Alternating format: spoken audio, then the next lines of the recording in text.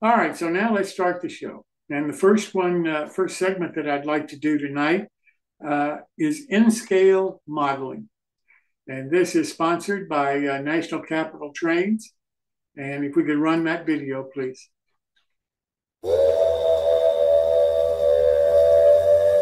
National Capital Trains is the largest supplier of N-scale modeling products in the state of Virginia.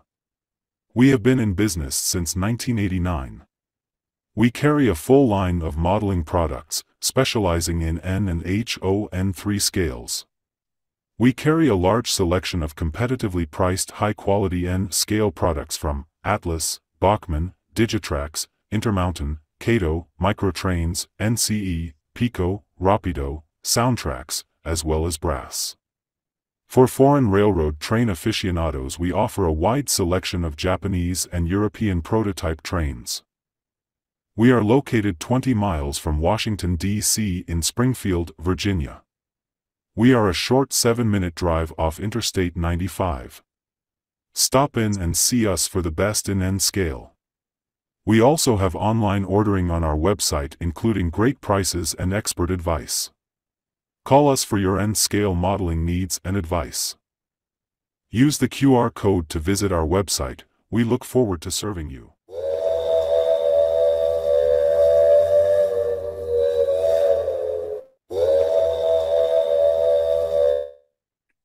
And Clem Harris is the host for the N-scale segment. And we have a video that Clem sent us that we want to play for you this evening because he wasn't able to be here in person. But hopefully the next month he will be and be able to talk to him about his N-scale journey because he's really quite a modeler. So if we could run that video, please.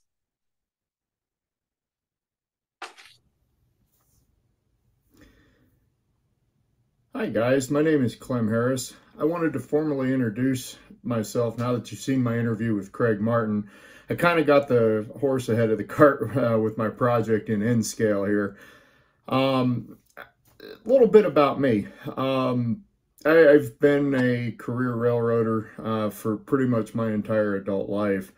If it's run on rails, I've had a chance to tinker with it or play with it, anything from steam to a little bit of freight and commuter and passenger service. I've really enjoyed the one-to-one aspect.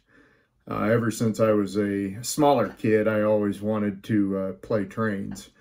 And I remember seeing early on some of the various railroads around the country, as I was born and raised in Colorado.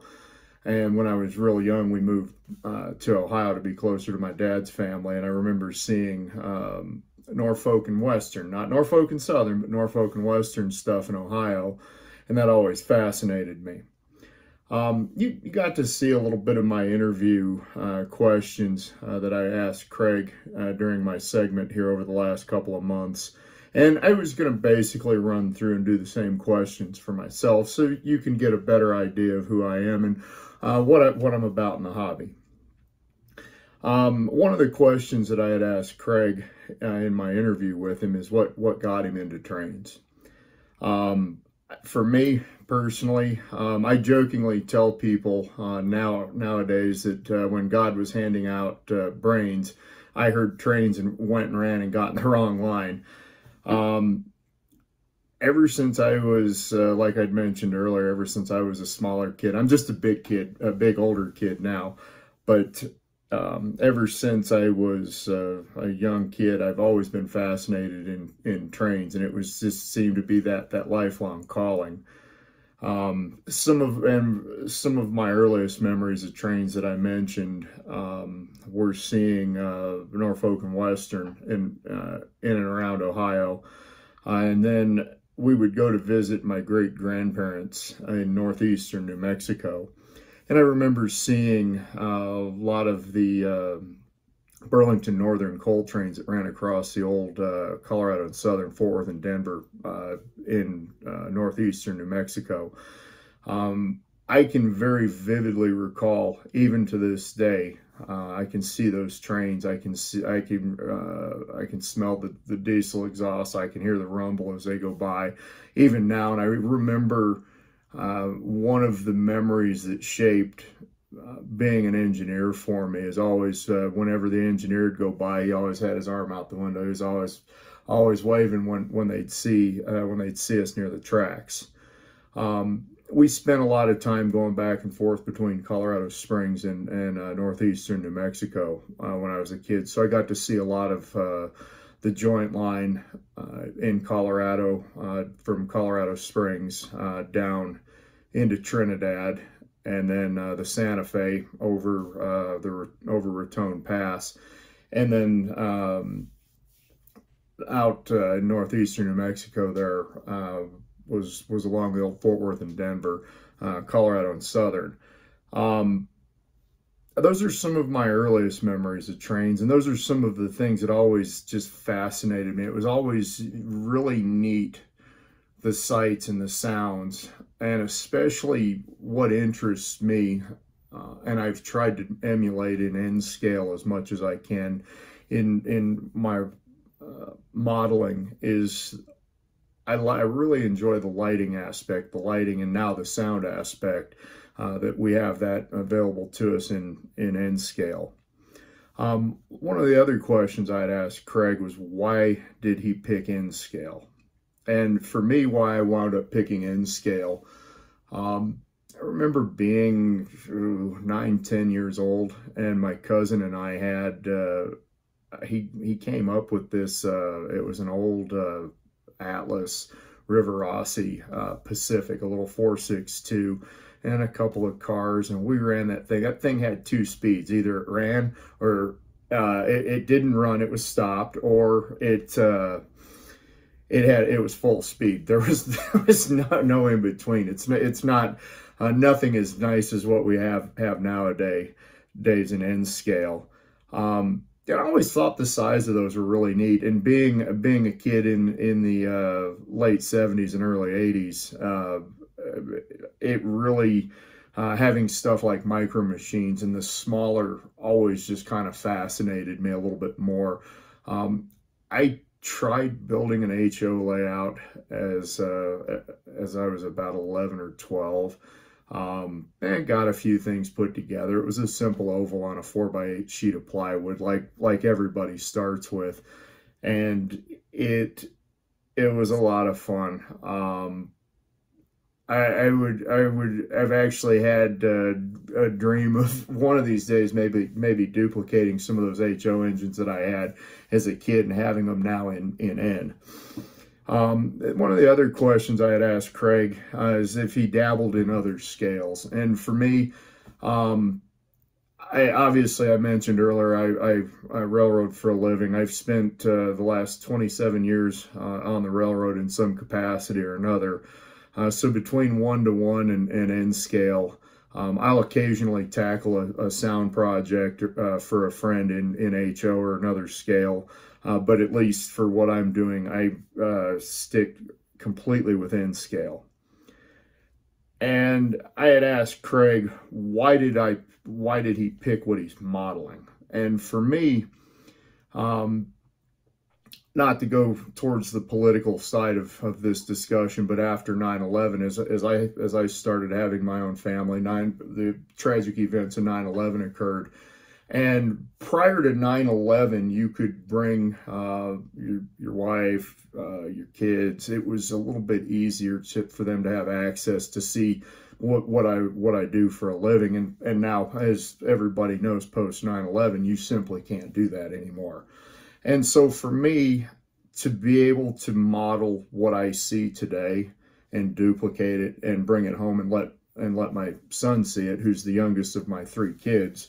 Let him see that, hey, this is some of the stuff that I see and that I encounter while I'm at work.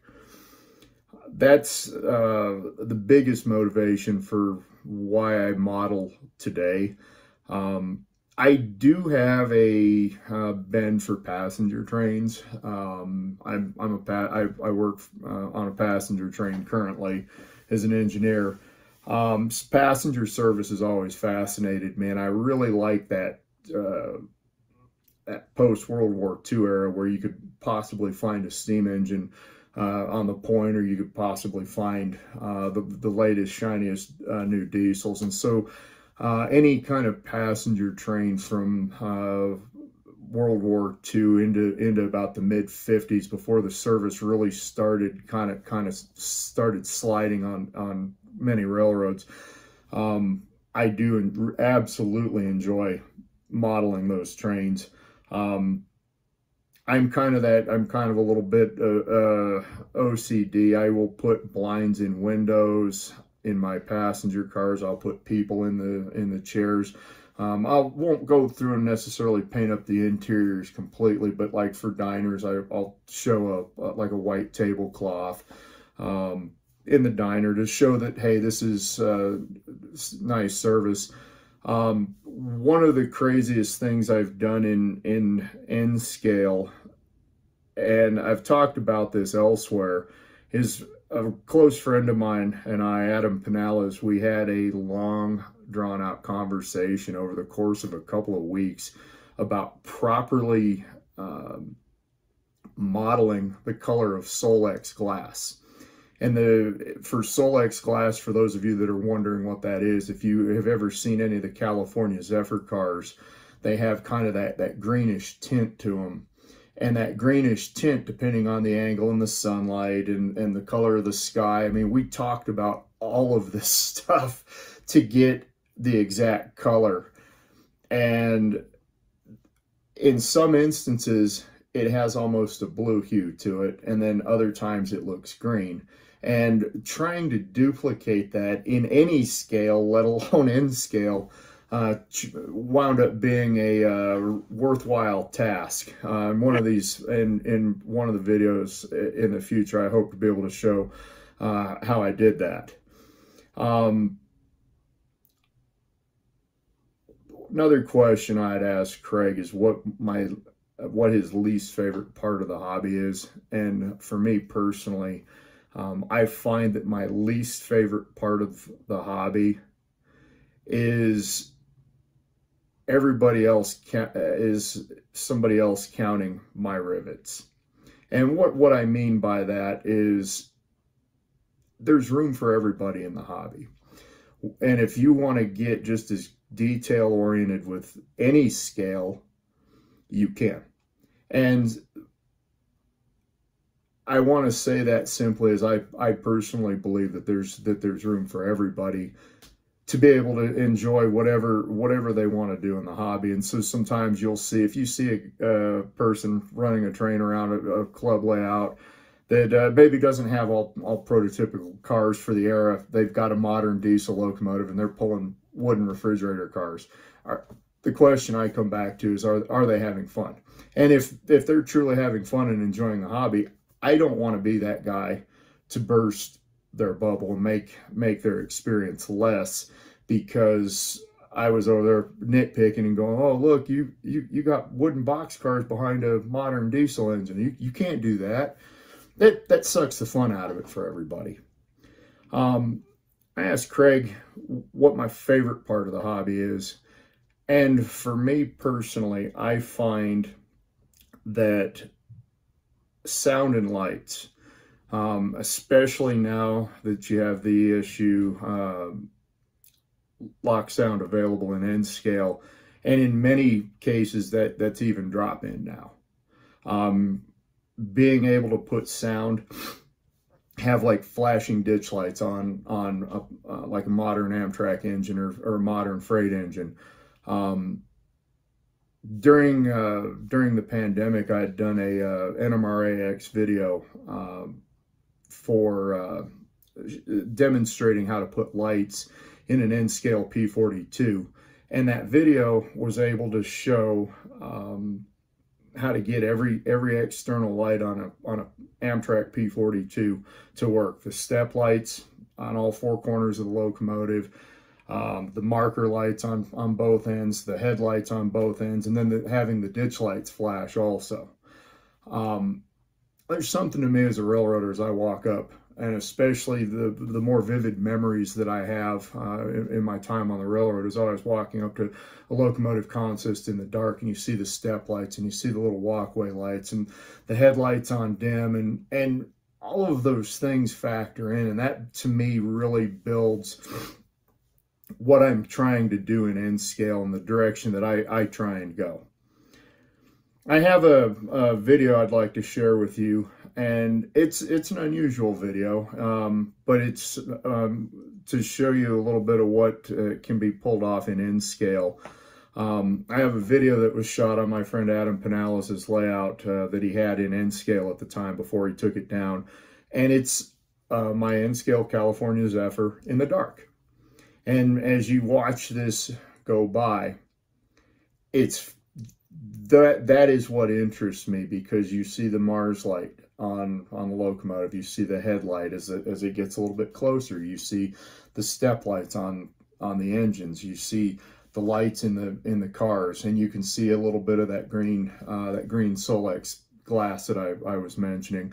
And then as the rear of the train clears the scene, you can actually see the Mars light on the last car. You can see it going around.